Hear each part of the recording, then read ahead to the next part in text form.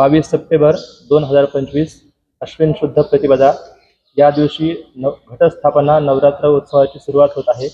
या दिवशी सकाळी प्रातःकाळी मोहोटा देवीचा सुवर्ण मुखवटा सुवर्ण अलंकारासह सवाद्य मिरवत मोहोटे गडावर येतो। 11:30 पावणे 12च्या दरम्यान विधिवत ब्रह्मवृंदांच्या साक्षीनं मंत्रोच्चारामध्ये घटस्थापन पूजा वगैरे होते। त्याच्यानंतर 26 तारखेला ललिता पंचमी सुवासिनींद्वारा कुंकुमार्चन पूजा होते। 30 तारखेला अष्टमीच्या दिवशी होम हवन विधी पूर्णाहुती पूजा होणार आहे। तसेच 1 तारखेला मोठे गाव तसेच आजूबाजूच्या गावातील खूप सारे भाविक देवीसाठी गंगेचं पाणी पायी घेऊन येतात। देवीला गंगेचे पाण्याने स्नान करवलं जातं। 2 तारखेला विजयादशमी शमीशस्त्र पूजा, 3 तारखेला एकादशी म्हणजेच मोठा देवीचा प्रगट उत्सव।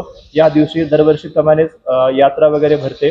आणि 6 तारखेला कोजागिरी पौर्णिमा, कोजागिरी पौर्णिमेच्या उत्सवाने या नवरात्र उत्सवाची सांगता होणार आहे। शारदीय नवरात्र महोत्सव 2025 सोमवार दिनांक 22 सप्टेंबर ते सोमवार दिनांक 6 ऑक्टोबर या कालावधीमध्ये संपन्न होणार आहे। भाविक भक्तांच्या सोयीकरता प्रशस्त सध्या रस्त्याचं काम केलेलं आहे।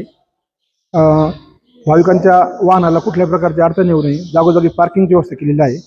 भाविकांना सुलभतेने दर्शन व्हावे याकरिता दर्शन रांगेमध्ये जागोजागी स्वच्छतागृहाची व्यवस्था केलेली आहे, पिण्याच्या पाण्याची व्यवस्था केलेली आहे। पुन्हा जास्तीत जास्त भाविक दर्शनासाठी करता यावा याकरता मोठादेवी देवस्थानने बऱ्याच ठिकाणी यात्रा उत्सवाची जाहिरातबाजी पण केलेली आहे। भाविकांना सुलभतेने दर्शन होण्याकरता प्रशस्त दर्शन रांग केलेली आहे। दर्शन रांग वातानुकूलित आहे।